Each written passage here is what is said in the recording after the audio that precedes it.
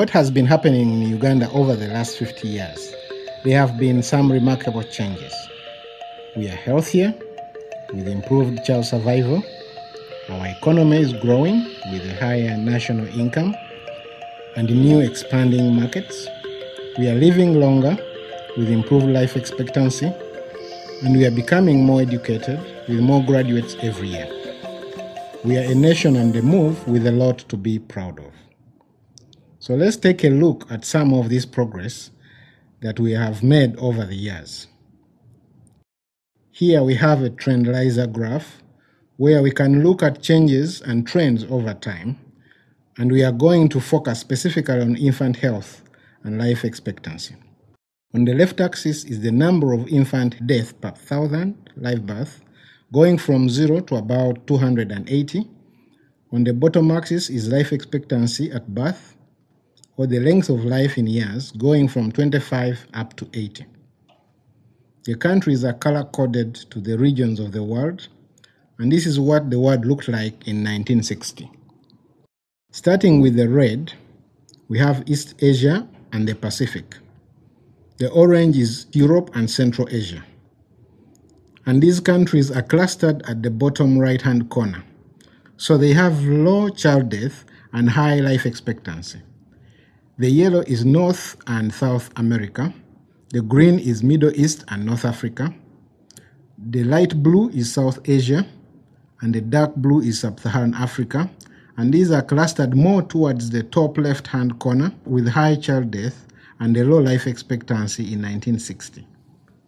Here is Uganda, and back in 1960, we had an infant death rate of 133 and a life expectancy of about 44. What does an infant death rate of 133 really mean? That means 13% of the children under the age of 1 were dying every year. So infant deaths were high and life expectancy low compared to many other countries around the world in 1960. Now let's run this forward and see what happens to the world over time. And right away you see child mortality going down and life expectancy going up as the bubbles move to the right. And you will see a blue bubble shooting out to the left, and that's Rwanda losing ground on life expectancy during the 90s and the genocide, with so many lives lost. You will see some other sub-Saharan countries popping to the left because of loss of life from HIV, like Swaziland, Zambia, and Zimbabwe. When we come to 2006, most countries have moved down into that lower right-hand corner. Sub-Saharan Africa has of course made progress, but we are still catching up to the rest of the world. And where is Uganda? Here, doing better, with only about 8% of infants dying before they reach the age of 1, and an estimated life expectancy of about 50. We have about the same estimated life expectancy as some of our neighbors here, Tanzania and Kenya, but Uganda is still catching up to countries like Ghana and Senegal, which both have longer average lifespan at about 60.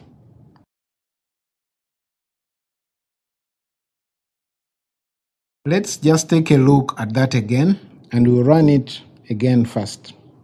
As you see in this graph, decreasing the number of child deaths directly contributes to improvement in life expectancy. Uganda has also seen improvement in its economic growth. Here now on the left axis is gross national income per capita. This is adjusted for inflation, going from 0 to $1,900, and GNI is higher than GDP because it includes both GDP plus income received from other countries. And on the bottom axis is time from 1982 to 2005. Uganda started here in 1982 with an average of $520 of purchasing power per person, and as we run this forward, over the decades, we've made steady progress, moving up to about $1,500 in 2005, or almost 3 times the purchasing power per person today compared to 2 decades ago. So our economy is growing. However, although the overall national income per person has gone up, when we look at poverty levels, about 1 out of 3 Ugandans are living in poverty. That is 1/3 of the country living on less than $1 a day. How can we make sure that Uganda's families are better off and that fewer people are living in poverty? One way is by addressing the reproductive health needs of Ugandan women. Research is shedding light on how family planning improves the health of women, boosts social and economic development, and contributes to reducing poverty. In fact, women's economic contribution to the country is crucial in reducing poverty because women make up about half of the labor force, and more than 3/4 of the working women are currently engaged in agriculture. Because food security is such a pressing issue in Uganda, it is critical that our agricultural labor force is healthy and strong.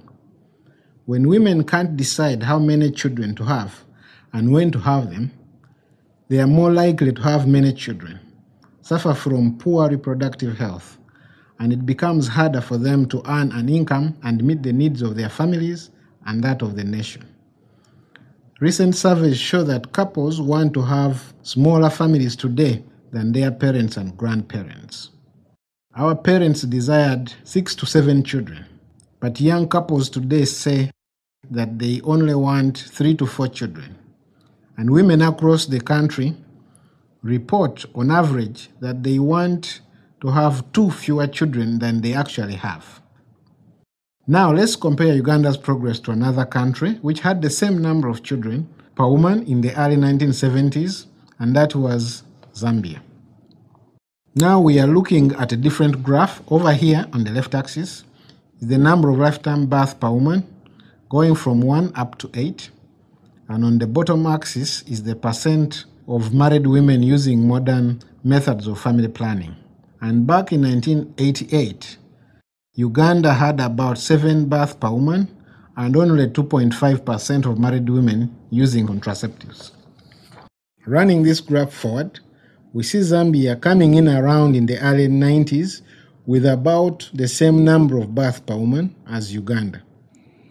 But Zambia is making steady and fast progress with the number of births going down and the use of family planning going up until we reach 2007, when Zambia had about 5 births per woman, with 33% of women using family planning, compared to Uganda that stalled at about here, with between 6 to 7 births per woman and only 18% using modern methods of family planning.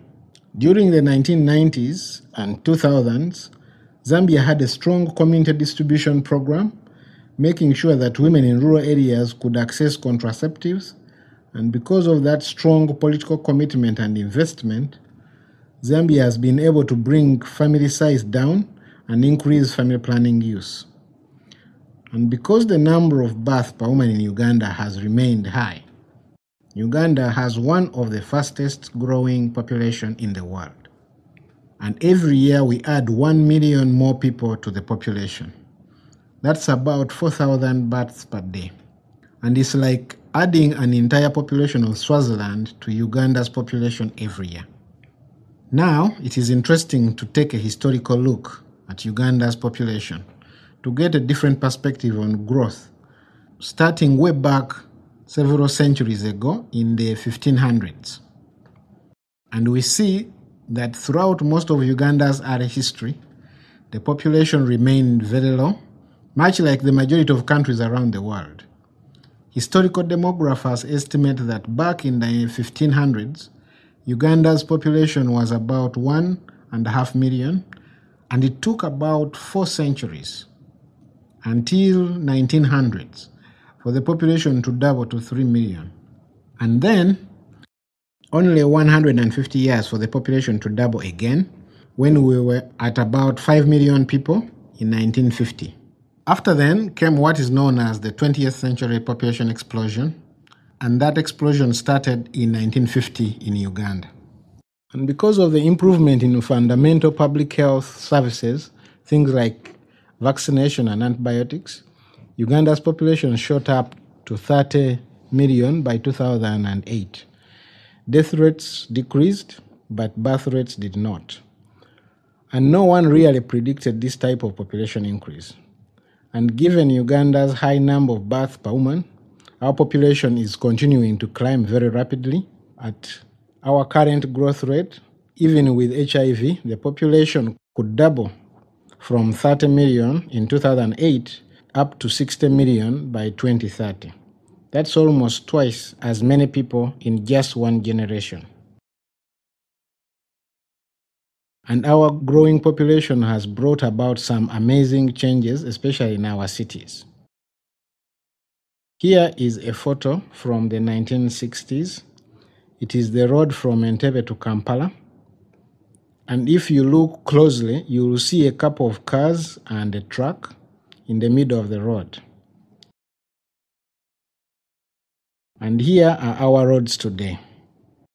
Typical of our daily commute to work in Kampala, and indicative of a bigger challenge that we face, keeping up with the infrastructure needs in Uganda's rapid growing cities and towns.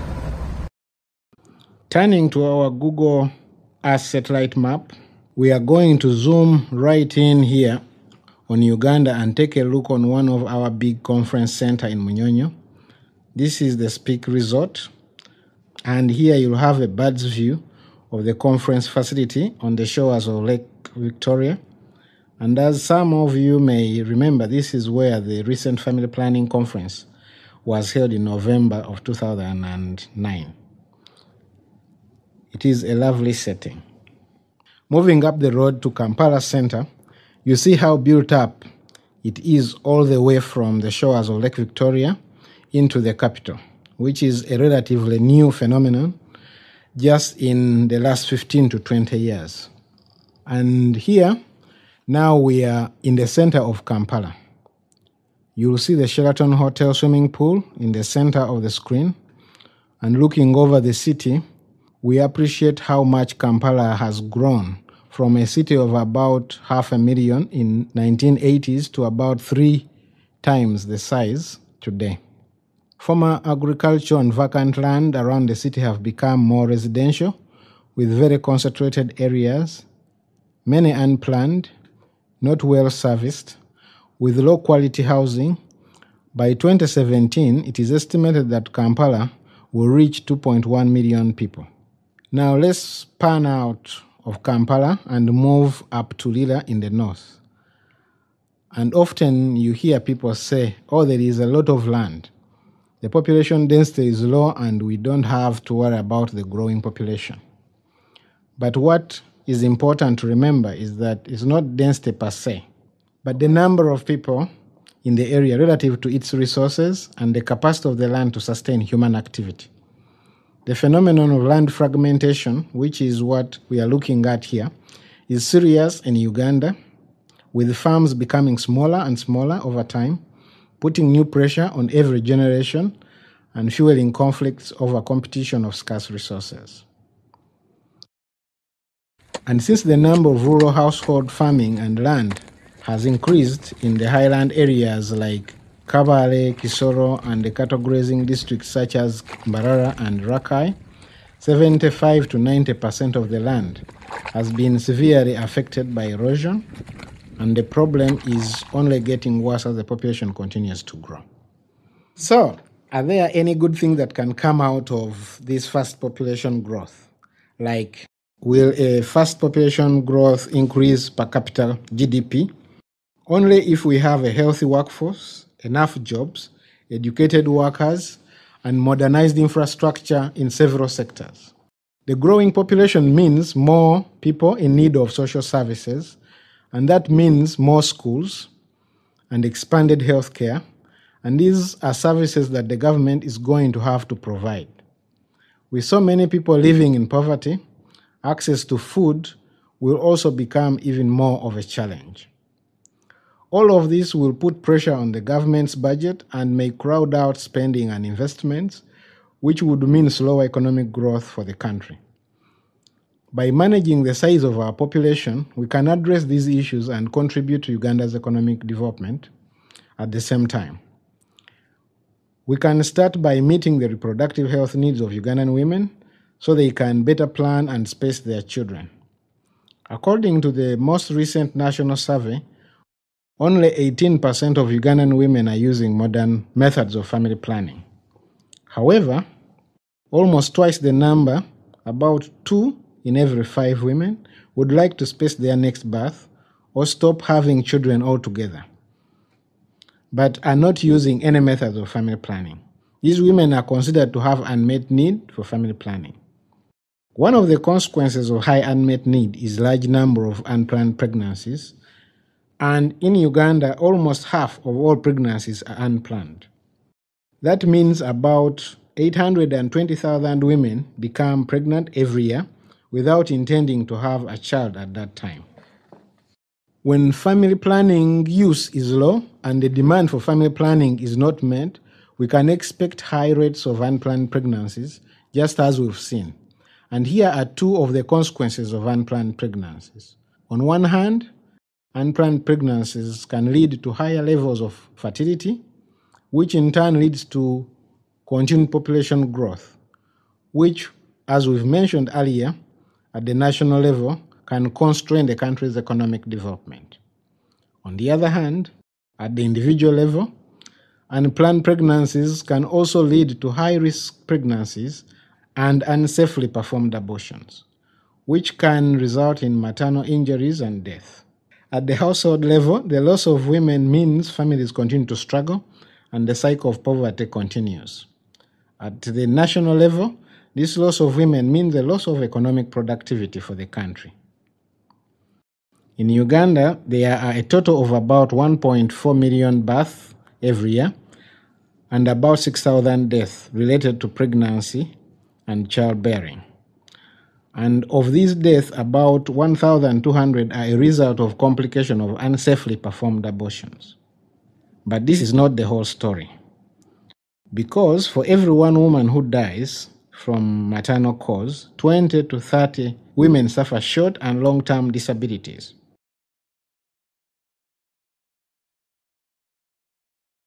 Translating these losses into costs, economists conducted a special study here in Uganda to see just what the impact of maternal death and disability is on the national economy.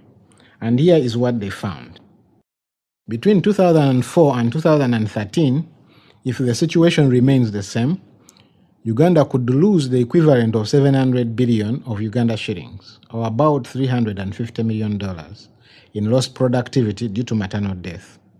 During the same period, maternal disability could cost Uganda another 1.5 trillion Uganda shillings. That is equivalent to $750 million. But if we could reduce maternal death and disability by 50% by 2013, that will result in an economic gain of 500 billion Uganda shillings. That's about $250 million. And it would also help us to achieve the MDG, or Millennium Development Goal 5, which is about improving maternal health. Is there a quick win? Yes. Family planning is one of our best buy in today's financially strapped environment.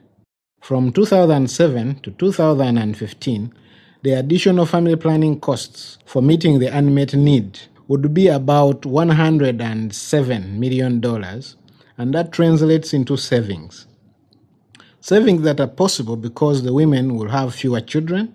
The government does not have to spend as much money to meet the needs of the population and can save money on costs related to maternal health, immunization, water and sanitation, education, and malaria treatment. And you can see that we save more than we spend.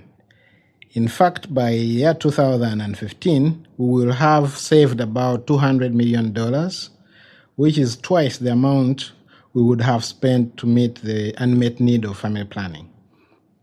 The cost savings that we gain in these 5 areas, which are all instrumental in meeting the 5 of the MDGs, outweigh the additional costs of family planning by a factor of 2 to 1. So there is a lot possible for Uganda's economic future. And in fact, we have seen this kind of economic progress happen in other countries in the world. especially in East and Southern Asia. Let's go back to the trend analyzer graph one more time and take a look at Thailand as an example. Here on the left axis, we are looking at number of children per woman ranging from 1 up to 5. And on the bottom, we have gross national income per person ranging from $700 to about $8,500. And this red bubble here is Thailand in 1975 with about 4 to 5 children per woman and gross national income of about $740 per person. Now let's play it forward through time and see what happens. As we look at the trends, we can see the bubbles moving down as Thai women had fewer and fewer children, and the country's gross national income per person is increasing as the bubbles move to the right.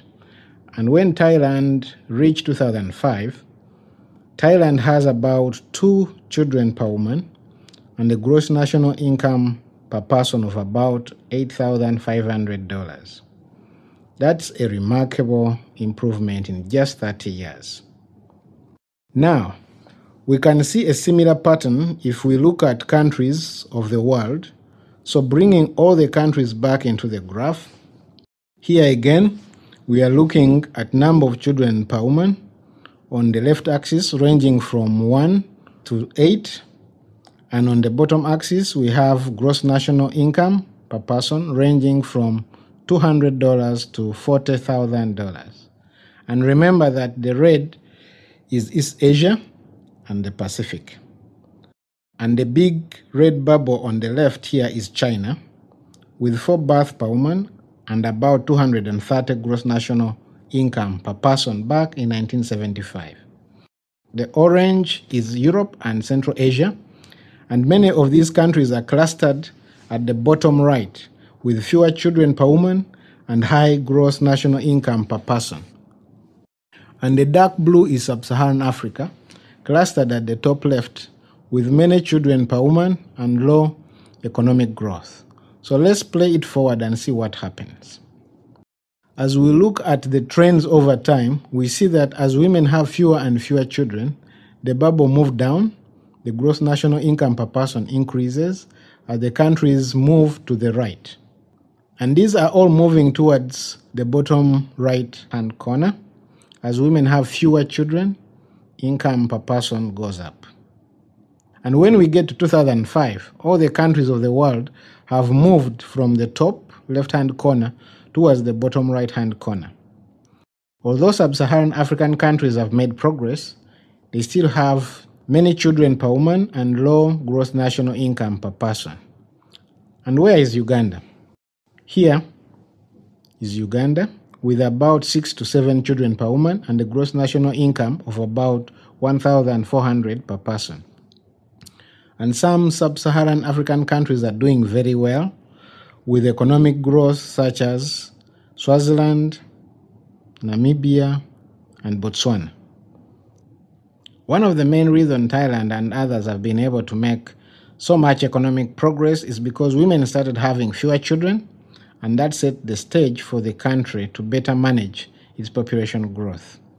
However, this kind of economic progress is not automatic. It requires a series of investment. Expanding family planning program so women can plan and space their children. Investing in health systems is also important to improve child survival and the health in general. Increasing education enrollment and retention is key, especially girls' enrollment. And Uganda is making a lot of progress to close the gap. And finally, it is crucial to improve economic conditions so more jobs can be created, making sure there is enough economic opportunities for young men and women and all those new graduates. In order for Uganda to make this kind of economic progress, we need to step up the pace of our policy and program effort. We need to ensure that family planning is a key component of all national strategies, including National Development Plan. Increase budget allocation for contraceptives in the national and district health budgets. And regularly issue public statements supportive of family planning to mobilize both political and popular support.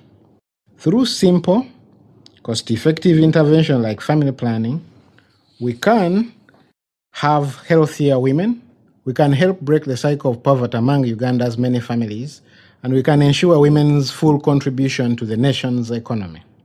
By working together and building on the strong foundation that exists in Uganda, we can keep the country moving forward and help achieve Uganda's economic and development goals and move Uganda towards a more prosperous future.